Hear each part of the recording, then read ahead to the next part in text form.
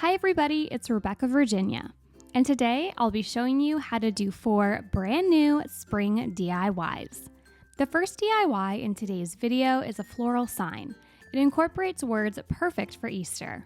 If you want to recreate this project, here are all of the supplies that you'll need.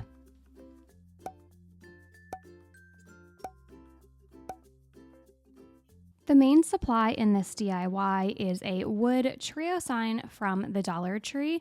They come out with these for every season. They have them, of course, now for Easter. They had them for Christmas and even during the fall. I always pick up a couple, especially when they do the 2 for $1.25 sale after the holidays. And I put on a little bit of the blue painter's tape just over the ribbon because it was a really pale pink and I was scared of getting any of the super dark, of course, black paint on the ribbon. So that is the reason why I put down the paint, and it kind of worked for 2 purposes, not only concealing the ribbon, but also it held the wood signs in place as I painted them. I did sand off a little bit of the glitter that was on the signs. I did that outside so I didn't get glitter everywhere, and then I just painted them black.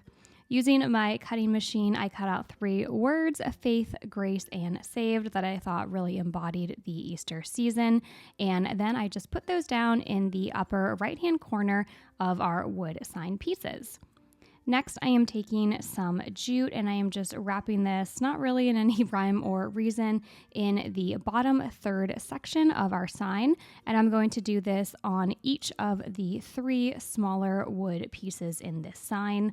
I was really happy with how the black paint turned out on this Dollar Tree sign. It really made it look so much more high-end and almost like a metal or a slate material, especially from afar. So I was really happy with using black. It's not a typical spring color, so I wasn't sure at first how it would turn out, but I ended up really liking it. And then to add in more of that rustic touch, I did decide to go back in with some jute along the bottom.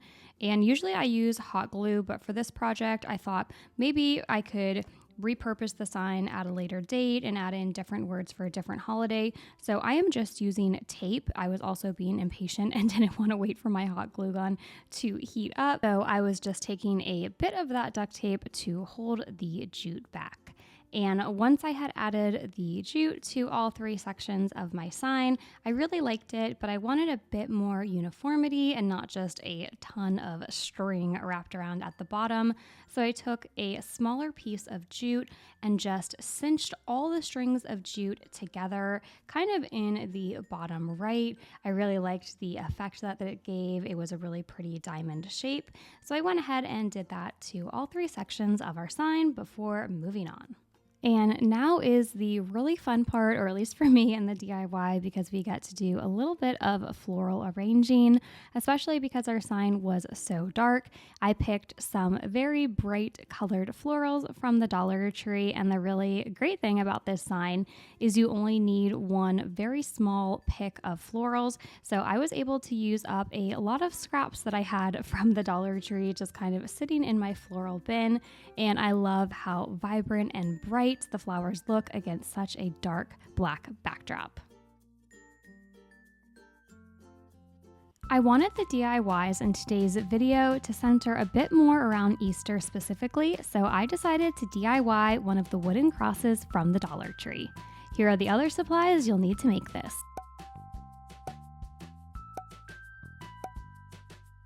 Like I said earlier, I picked up one of the wooden crosses from the Crafters Square section of the Dollar Tree, and I decided to stain this. At first I was going to paint it, but I thought a light stain would look a little bit better.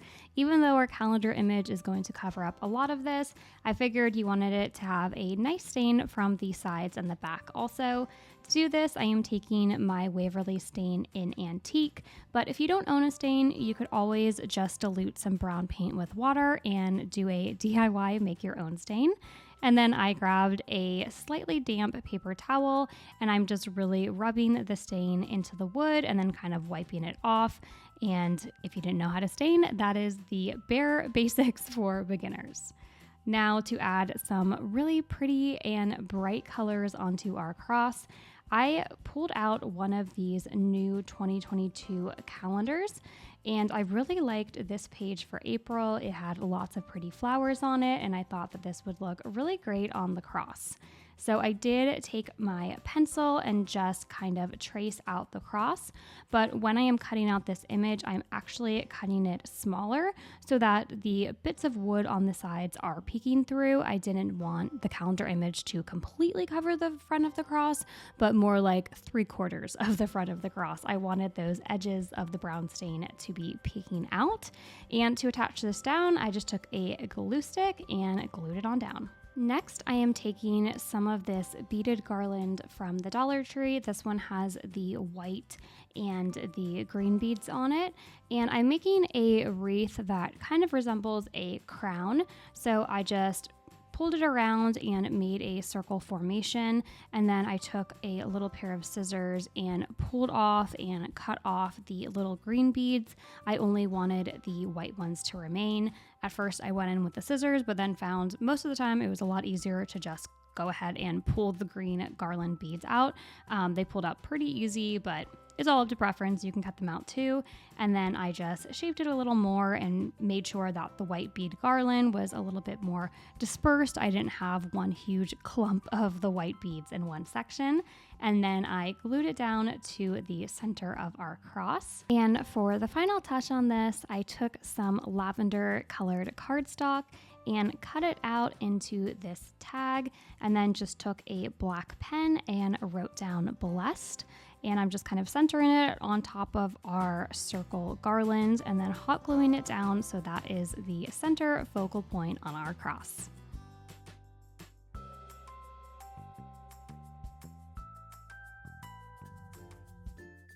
It wouldn't be a spring DIY video without incorporating some bright florals, so I thought of this DIY after I spotted these gorgeous floral picks from the Dollar Tree.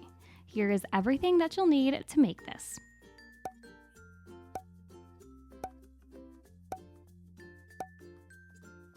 This DIY is a pretty easy one, but I think it makes a big statement. I picked up one of these small galvanized tins from the Dollar Tree, and then I cut out the word risen and placed it onto my tin. But if you don't have a cutting machine, you can always write this out with paint or a marker. Next, to have an area for our florals to fit in, I took one of these pieces of floral foam, also from the Dollar Tree, of course, and placed that down into our tin before adding our florals. All that I had to do with the florals was place it into the foam. I didn't even have to cut it. It was the perfect size. Then I grabbed some Spanish moss, which I love the way Spanish moss looks, but it's so messy and it gets everywhere. But I did think that it really completed the look on this DIY. And it seemed like my puppy agreed because here he is trying to get into my floral DIY.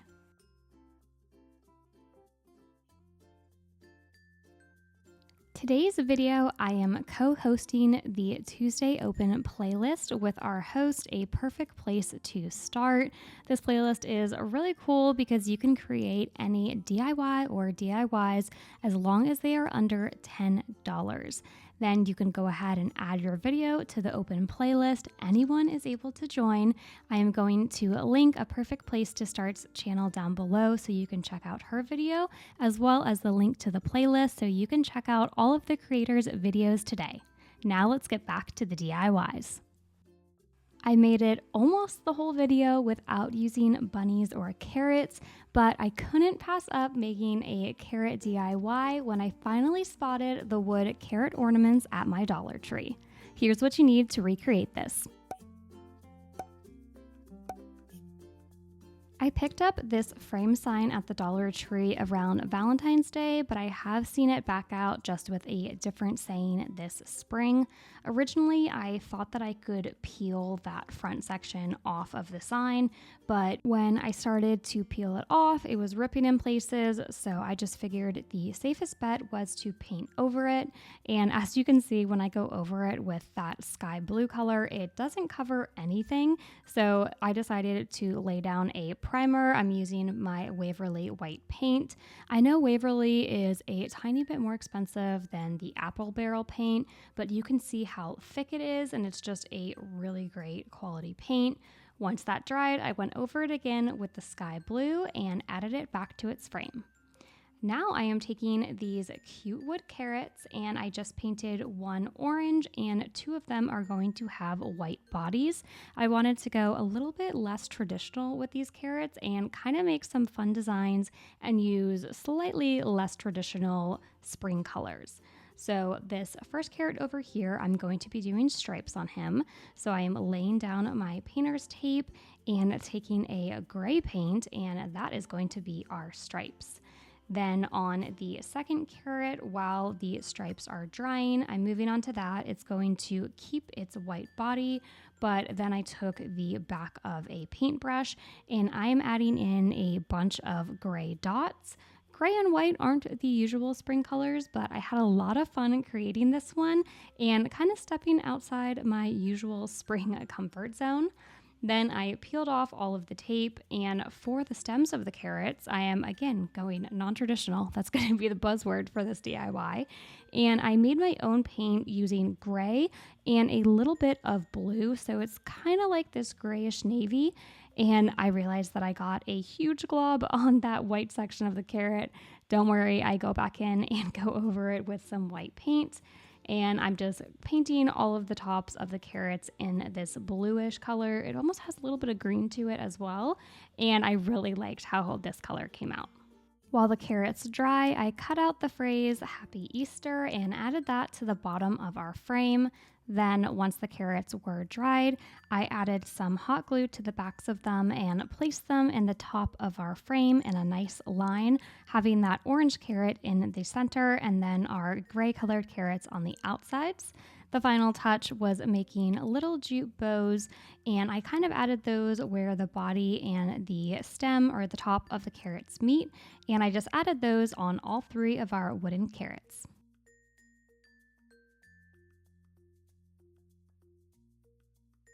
Thanks for watching. Until next time, keep searching, keep creating.